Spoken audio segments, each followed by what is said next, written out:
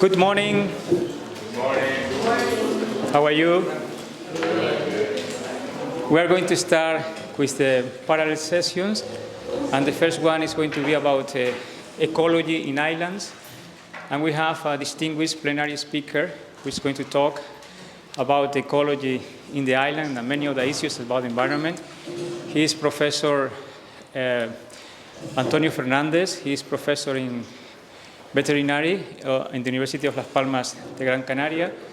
He has been in charge of the Faculty of Veterinaria in the University of Las Palmas de Gran Canaria, and also Vice Rector of Research and Science in the University of Las Palmas of Gran Canaria.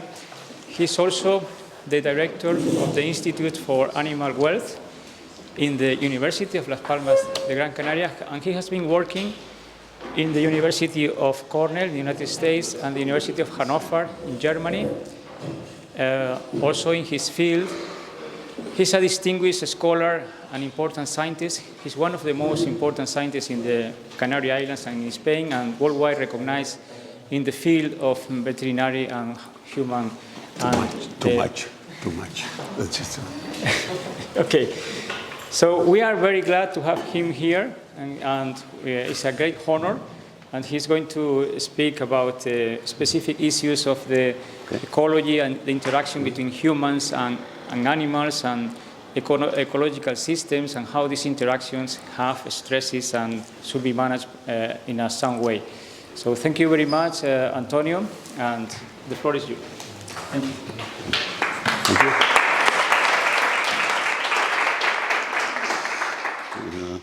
Not yet, at the end, if you like it, okay? You are allowed to sleep, okay? Thank you for the invitation, Carmelo, Carlos, and everybody here. I don't know exactly what I'm doing here, but I will try to mix and to challenge you, because that is really a challenge for me too. Thank you very much for being here in La Palma, where I was born many, many years ago, okay?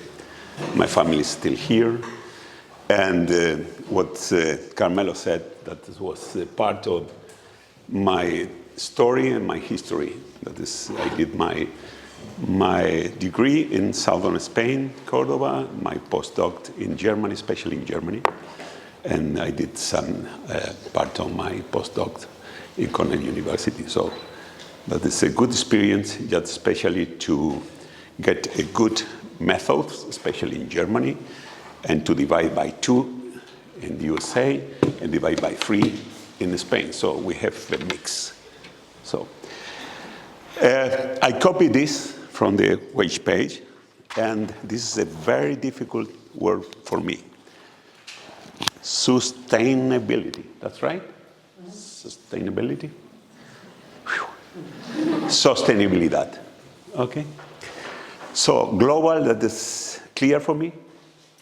And then this is a program to build up agents, that's right? So I am veterinarian, so I am a professional that leads with the health and welfare of any kind of animals, from invertebrates to whales. Okay, I will take whales later on, just an example. I copy also from the wiki page, and then I try to translate it, hope well, concepts to solve for me it's too much. That is something I will change later on, and I will use mitigation. And I understand the planet, okay? So I will try to introduce what I do in this concept. Do you know this concept? One Health? This is something that we try to make an approach also from the veterinary point of view. That is, this is like the Avatar film. Everything is connected. Everything is connected. So I took the concept One Health, I introduced mitigation.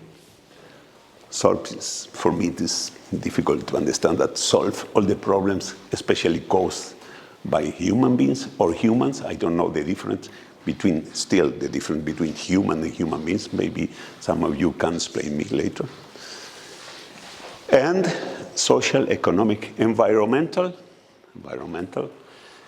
problems. And as a veterinarian, I understand what I do is diagnosis, treatment, and prevention. And my specialization as a veterinary pathology is a tool of a diagnosis.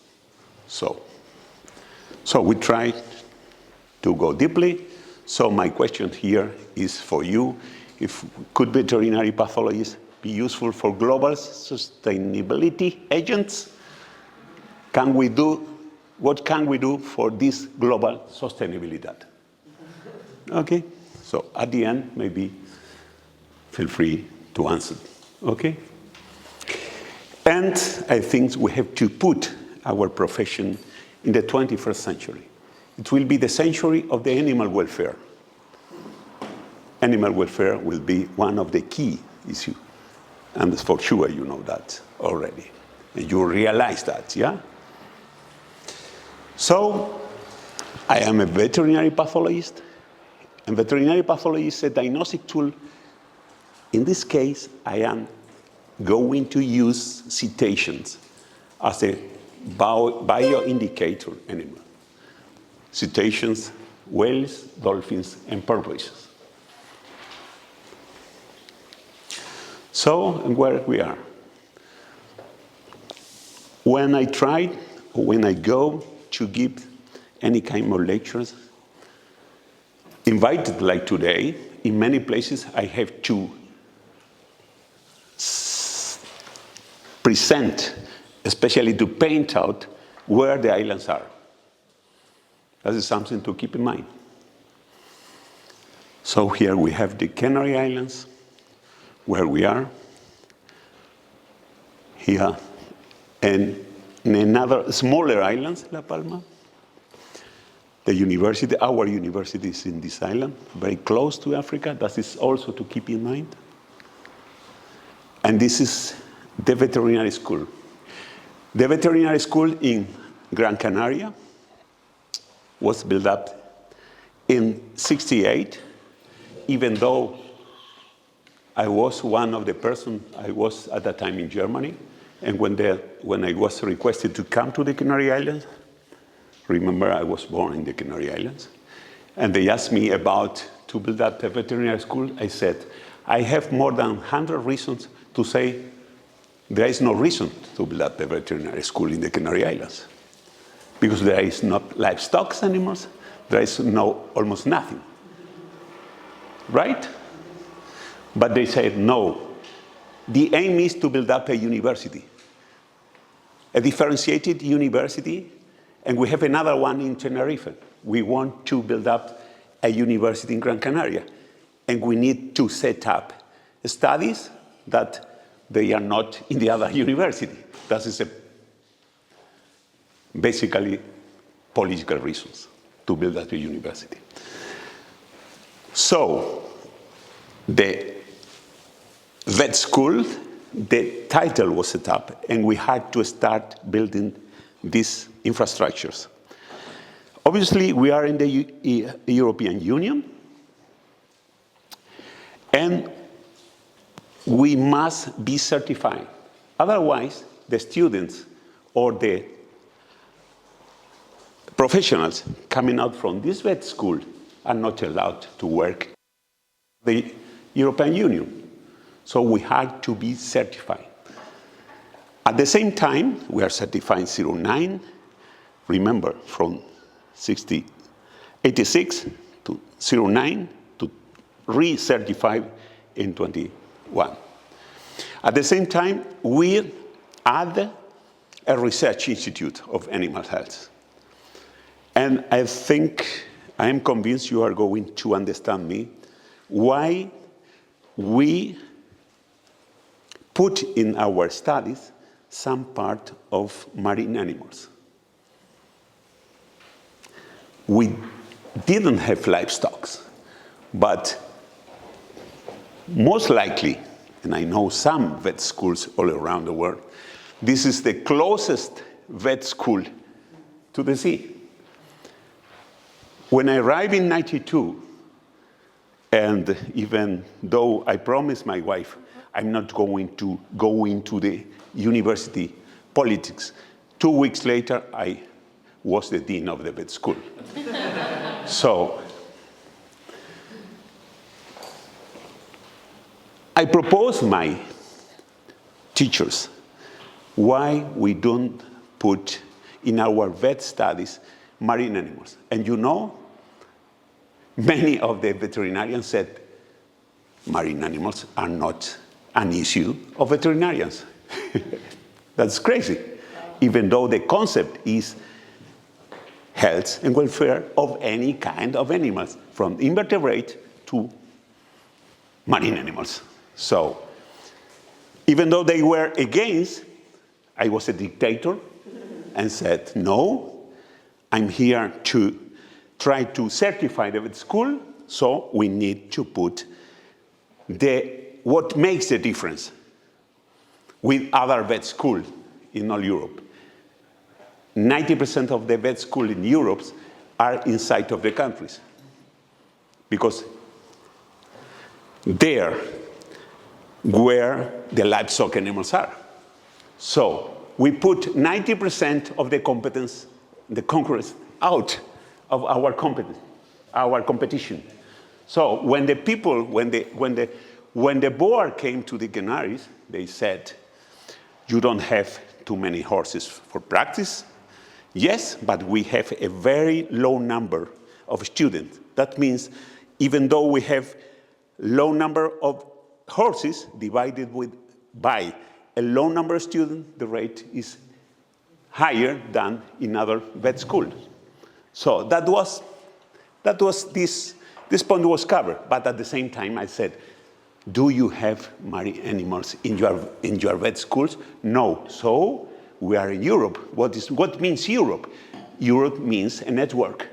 So could we do a deal? When your student in the last year wants to learn veterinary medicine in marine animals, you can come to the Canaries. When my students want to learn about horses medicine, we send to Wien, where they have 1 horse per student. Done. So we did the deal. So now we are certified, even though we had some problems, but certified. And we put another research student just to strengthen the veterinary system here. So here we are, and we enter in the specialization. And the specialization here is the veterinary pathology department. This is our group, this is our facilities. We deal with obviously with different species of animals, but at the same time, the marine animals. So here we have a huge biodiversity, as you are going to hear today here. So, but at the same time, when you look around at sea, there are more than 30 different cetacean species. Canary Islands is the 3rd place in the world where you can take a ship, you go out, 90% of possibilities to see cetaceans. So that is one of the hotspot touristic area for whale watching. But at the same time, this is really great animals here, odontocetes, mysticetes, but at the same time, the animals strand and die. And they are really very, how I can explain you? you can have an outbreak of pigs dying, and nobody cares. You have a dolphins in a beach, everybody is interested on, and especially it's in news, in the newspapers, in every news. So, and the question, the social question is always, why do they strand, and what, how, why do they die?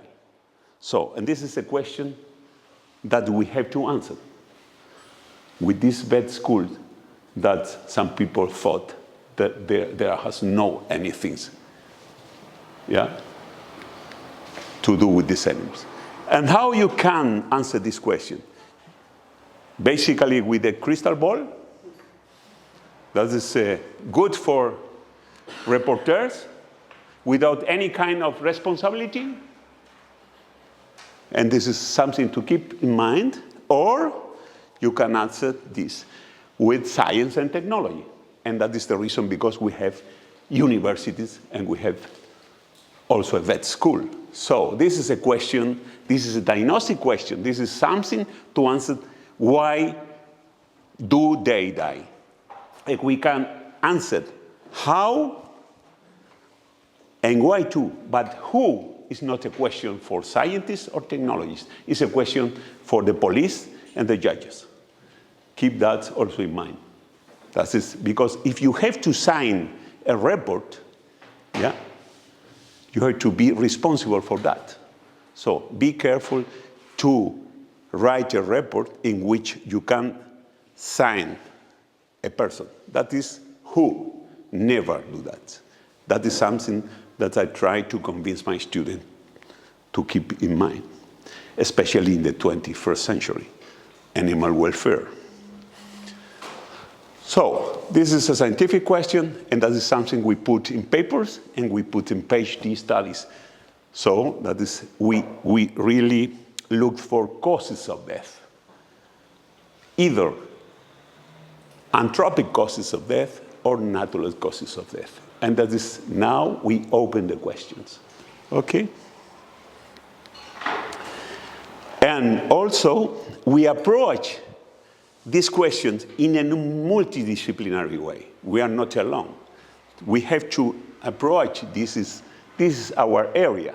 This is a puzzle. This is the different pieces of the puzzle. This is our health issue. But combining with many other subjects, with many other specialists. And this is the way to approach the whole question, especially the conservation question for this kind of animals. So we are dealing with this One Health approach. How we divide these causes of death?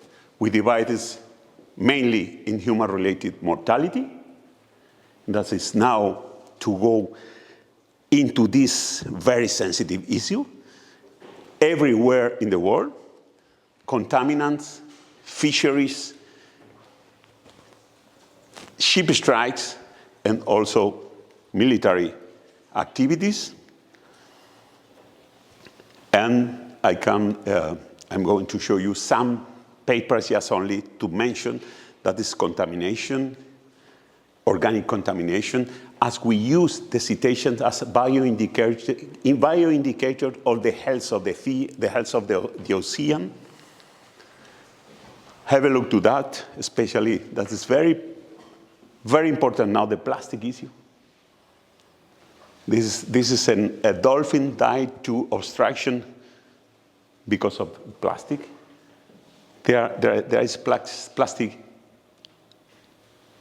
almost in any animals, but we have to be clear that not all the plastic kill the animals. Just only 3% of the plastic ingestion can kill the animal through obstruction or perforation of the gastrointestinal tract. That is very important also to be scientifically accurate. There's foreign bodies, many foreign bodies in these animals. Fisheries is still the first and top cause of death of cetacean everywhere. Ship collisions, especially here in the Canary Islands, there is a big problem. This is well diagnosed, but it is necessary to go into the problem when it is very well diagnosed. Now we need treatment and prevention, and that is something we try to do with all the stakeholders, the scientific, the administration. Otherwise, there is no way. We can say, okay, we cannot indicate that the ships are killers and don't try to approach the stakeholders just to look for a solution, just especially to approach this kind of sustainability. Otherwise, the animals will be killed by collisions. So, because of that, the fast ferry industry is involved and is committed, just trying to change some routes or to slow down the speed. But there is a long way to get this kind of mitigation, especially to solve. To solve it is impossible because it is an accident. Also, the many ships, in this case, visiting the area of the Calderones in the south of Tenerife. The diagnosis of this problem also raise some good news, as there are some policy makers of policy decisions, in this case, just to put the rules, just to avoid to stress the animals. And there is an important case here in the Canary Islands, and I show you this. This is, as you know, the cetacean use the biosonar. This is a natural biosonar. The human beings copied the biosonar and invented the sonar. This is a sound source just to detect submarines or any other kind of items and receive by hydrophones the sound. So exactly the same. But now, and this is a picture where you can see that the sounds can really kill, especially deep divers and specifically beaked whales. And just to be short and summarizing, we demonstrated that the effects of mid-frequency active sonar can harm deep divers, especially beaked whales. Because of these scientific papers, since 2005, the European Union decided or voted for a non-binding resolution to keep out the sonar in the Canary Islands. So from 2005 to 2023, we have not had any more beaked whale mass strand. So that means that out the coast solve the problem. And this is one of the reference points all over the world. And now with the Ukrainian war, there is a really very big problem, especially in the Mediterranean Sea, because there are a militarization of the Mediterranean Sea. And there are almost every month, there are mass strandings of beaked whales. So this is the environmental consequence. It is difficult to get this kind of solutions, because there are many, many scientific reasons for to take some decisions, but never taken. But that was, I think that was like lined planets. And so we were really very happy, and Canary Islands is out of this problem. So there are not only human activities killing cetacean. It is important to explain to people that 3 out of 4 animals die due to natural cases, and 1 out of 4 due to anthropic causes. And here, I don't know who asked me to show this case that happened and here in La Palma. This is Nogales Beach, yeah, where we did the autopsy to this sperm whale. This is a very nice story because during the last elections, the regional elections, the week, the elections were in Sunday, and the week before stranded this sperm whale here in La Palma. And depending on newspapers, they said military action, ship strike, and we decided to come to answer the question. And now I'm going to show you which was the cause of death.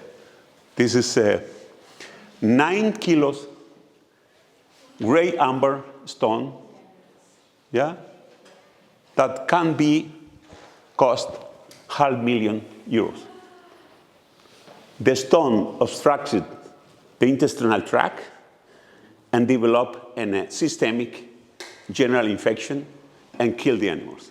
So this is a good lesson to show that a natural cause versus newspapers, yeah, putting the responsibility on fast ferries in this case, and in the military people also.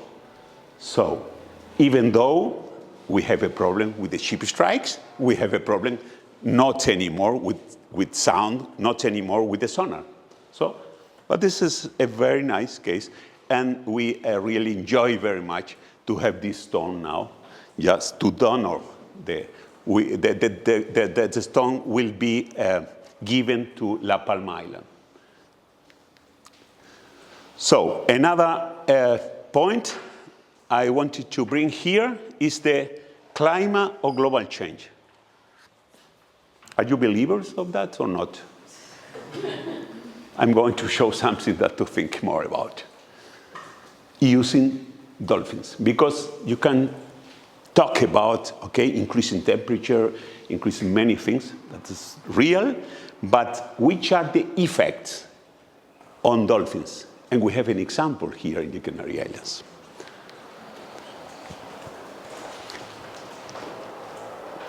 Increasing temperature at sea in the Canary Islands. And a few years ago, we found, I don't know how many, but 12, 14 dolphins floating like this one. Normally, these animals are put in the disposal area and nothing happened. But we wanted to investigate these animals. And when we investigated these animals, we detected in this fish, this is a popular fish here in the Canary Islands, we detected the fish inside of the stomach. All the animals showed a full stomach. Full stomach, non-digestic fishes. When we did the analysis of this food, and even in the organs of the dead dolphins, we found a biotoxin. Which is the source of this biotoxin? The source of this biotoxin, the biotoxin is brevetoxins. And this is the algae, never seen before here in the Canary Islands, but very frequent in the Mexican Gulf with the higher temperature of the waters. Now we have a higher temperature here, and now we have the algae and we have the brevetoxins. But at the same time, we have the effects of the brevetoxins. This algae is eaten by the fishes. Nothing happened to the fishes, but when the dolphins eat the fishes, neurotoxins, in seconds die, because it's a neurotoxin. So we had the effects. So we have the biotoxin, we have the algae. So the question is, how is the algae here? It's because of the temperature, or it's because of the global change? It's because of the climate change or global change? I prefer to say global change, because in global change, we have much, or the human is more responsible for that. So, and it's now here in the Canaries. Climate change, global change, that's to think about, okay? So, that was the question for you all. You see, we have much to do this part. We have much to do this part. We have to learn more in this approach, because if you harm this, you have a problem here, you have a problem here. COVID is a problem. Now we have avian influenza virus that I was 1 month ago in Chile. More than 10,000 sea lions die, more than 1 million penguins die. And the virus, the influenza virus, avian influenza virus, passed from the avians to the mammalians. So be careful. Be careful, because we are a mammalian. Okay? Maybe the next pandemics, avian influenza virus. So this is our premise. Everyone has something to teach. Everybody has something to learn. I think this is exactly what you are doing here, no? Each one teach one. And just to show the ship routes, just to show now flights, rather, just debris in the atmosphere, just lighting by night. So I hope, yeah, you can do something. Otherwise, this is the plan B. Yeah? Or, as this is my home island, I always consider La Palma an exoplanet. So, thank you for coming and for thinking about this.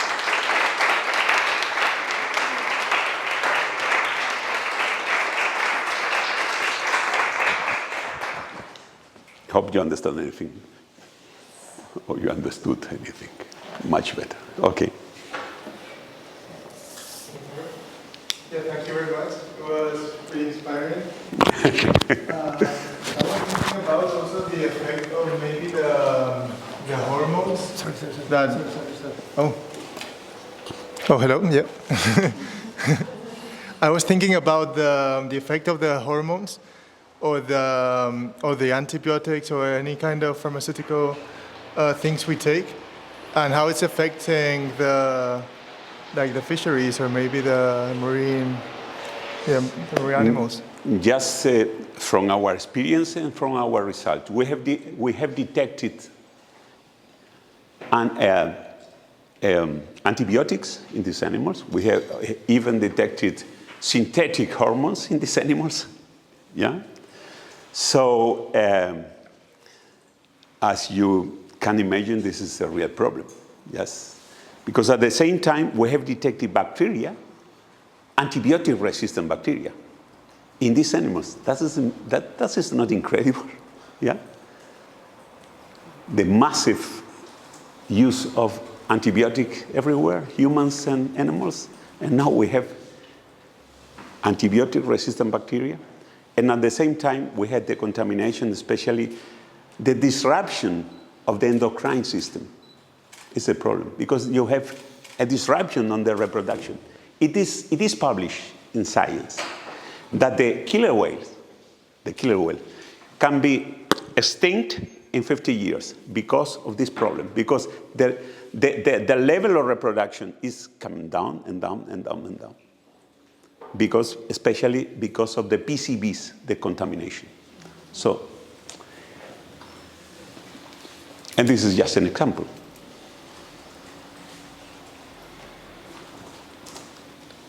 I didn't want to put too many negative examples. Yeah. We have too much with the fire here.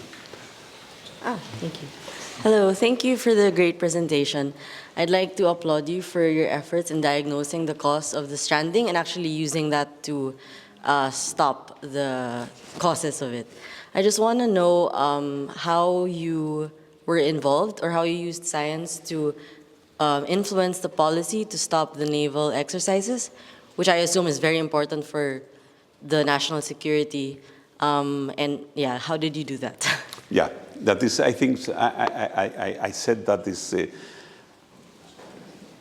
I'm sure that there are too many reasons to change laws, but never change, even scientific reasons. But I think, the point at the time was that in Germany the government was a political deal, and in Brussels they took this problem and they put on the table this problem, and really only 15 people voted against. That was amazing. That is a miracle. I don't know why. I don't know why. But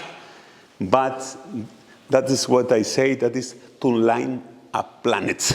Sometimes happens, yeah, like the lottery. And they decided smartly to give the responsibility to the countries, to the EU countries. So that was a non-binding resolution. Just with the advice, okay, you can take it and you can use it. And in Spain, the central government and the regional government decided at the time, against the planets, yeah, the planets, decided, okay, we ban the sonar for a period of time. Because science was there, but most important was the people at the street. In the island where the animals stranded, I remember an anecdote. I was in a taxi and I said, I came just to do a necropsy of a beaked whale and say, oh, the military people are killing the animals again? That is not. And at that time, in 02, the newspaper did a quiz by telephone, asking the people. And you know the result? The result was 95% the military people were killing the whales. And 5% was not in favor, I don't know the problem. I don't know how to link the problem. But the minister at that time said, no, the military has nothing to do with the dead animals. So the minister was killed. The people won, exactly. Done. And we use this social support, and the political people want to stay longer there. So they said, this time I will put my decision in this part. So I think we were very lucky. We were very lucky. But at the same time, in 20 years, we didn't have anymore any beaked whale mass stranding. What does it mean? If we don't have the sonar around and we don't have beaked whale mass stranding, we don't need scientists. It's clear. It's clear. So, but we have to keep not fighting, but to keep putting results of any animals that strand. And that is what exactly we're doing. Any stranded animal, it's investigated for cause of death. Now the key is to put or to try to mitigate other problems, like ship collisions. It is the next step. But the key at that time was that everybody agreed that we could ban the sonar in the Canary Islands, excepting for national defense, and the time give reasons to keep this banning on and on and on and on. Now what we need is to put the stakeholders, especially fast ferries and administration and scientists, together just to see how we can deal with this very well-diagnosed problem. And keep in mind that in the Canary Islands, we receive 12 to 14 million tourists. But at the same time, these 8 small islands have 2.3 million residents. And in addition, to keep in mind, in the last 20 years, 500,000 residents more. 20 years. When we compare 500,000 in 20 years with 20 years in the Basque Country, you know where Basque Country in Spain is? Basque Country is top, high social and economical level in Spain. Do you know how many resident people in 20 years? 90,000. In the Canaries, 500,000. So put that in the formula when you try to solve a problem in communication and transportation. But this is not easy. It's not easy. I can say, okay, keep the fast ferry out, put just only one line, yeah?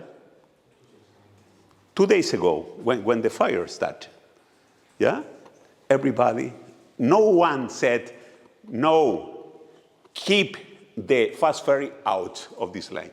No, the fast ferry were there to put 400-500 people with all the logistics to stop the fire here in 3-4 hours. So, sostenibilidad.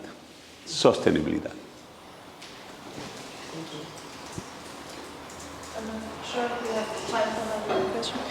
I was just wondering. This makes me nervous. Sorry.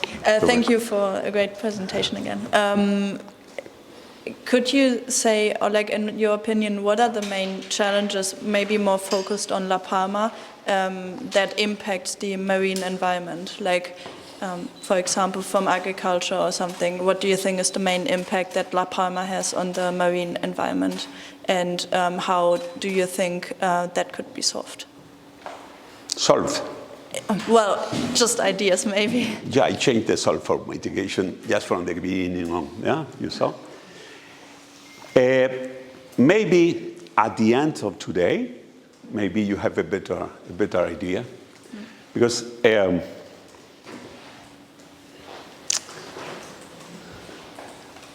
you know, I was born in La Palma.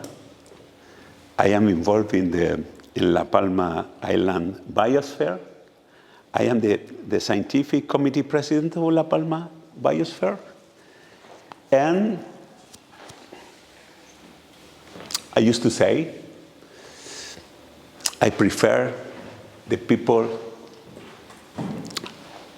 in La Palma or the living people in La Palma to give opinion about that. Yeah? Mm-hmm. So I think I wait for the next presentation and we can talk about it again. Okay. Anyhow, I think we have to put priorities. And I think La Palma has many priorities in this moment to try or to look for a future in the next 10 years. After the volcano, the fire moved almost 5,000 people out of home. So I think we have many problems. Just I want to focus this part of the problem. Maybe putting the volcano as a key to see which will be the future in the next 10, 20 years. I don't know, maybe I will be here in 20 years or not. Maybe it's a question for younger people.